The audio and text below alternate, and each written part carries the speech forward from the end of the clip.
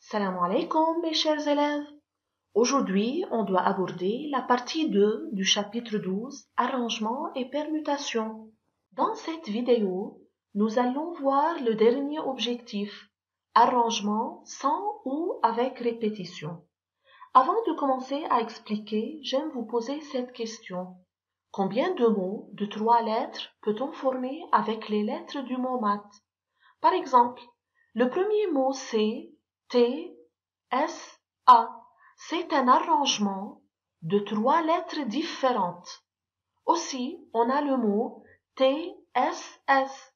C'est un arrangement de 3 lettres, mais avec répétition, puisque la lettre S est répétée 2 fois. Bien sûr, les mots n'ont pas de sens. Oui? Maintenant, est-ce qu'il y a autre mot de 3 lettres? Bien sûr, la réponse c'est oui. Les formules de maths nous aident à trouver le nombre total de mots de 3 lettres, avec ou sans répétition.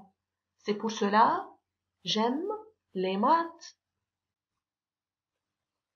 Maintenant, au niveau des arrangements, les caractéristiques principales sont: un arrangement est une suite ordonnée d'éléments, se fait avec ou sans remise, c'est-à-dire avec ou sans répétition. Par exemple, on choisit au hasard et sans remise 2 lettres parmi l'ensemble des EFG. Trouvez le nombre d'arrangements possibles.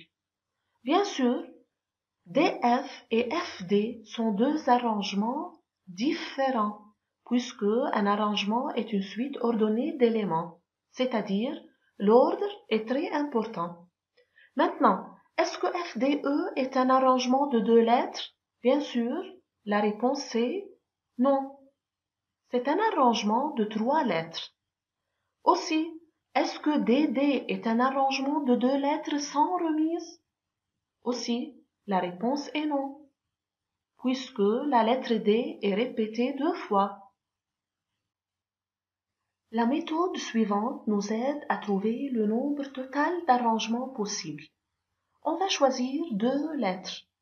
La première lettre a 4 choix, peut être des E, F ou G. La deuxième lettre doit être différente de la première lettre, puisqu'on a un tirage sans remise. Donc, la deuxième lettre a 3 choix. Par suite, le nombre total de choix, c'est 4 fois 3 égale 12 choix possibles. La logique se cache derrière la formule suivante. Le nombre d'arrangements sans répétition est AKN. C'est la factorielle de n divisée par la factorielle de n-k, où k représente le nombre d'éléments sélectionnés, n c'est le nombre total d'éléments. Dans cet exemple, on choisit 2 lettres parmi 4. Donc, on a k égale à 2, n égale à 4. En appliquant la formule précédente, on obtient la même réponse, 12. Tu peux trouver tous les arrangements possibles à côté. On arrive à l'exemple 2 maintenant. On va choisir 2 lettres parmi l'ensemble des 4 lettres D, E, F et G.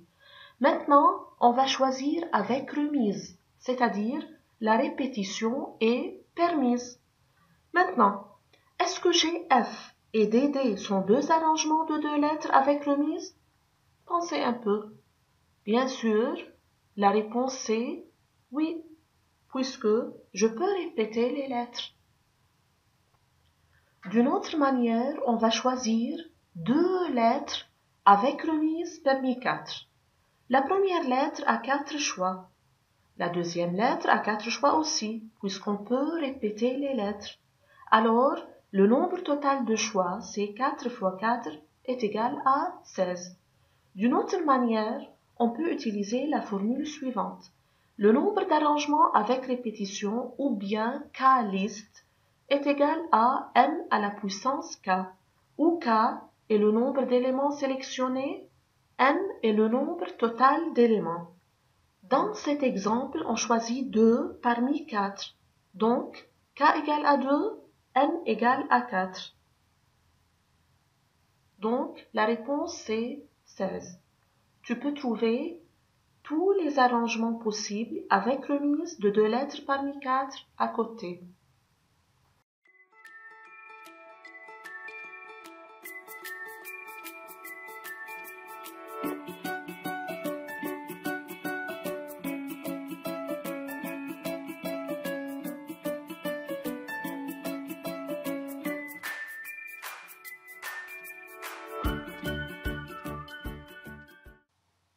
Allez maintenant à cette activité en GeoGebra.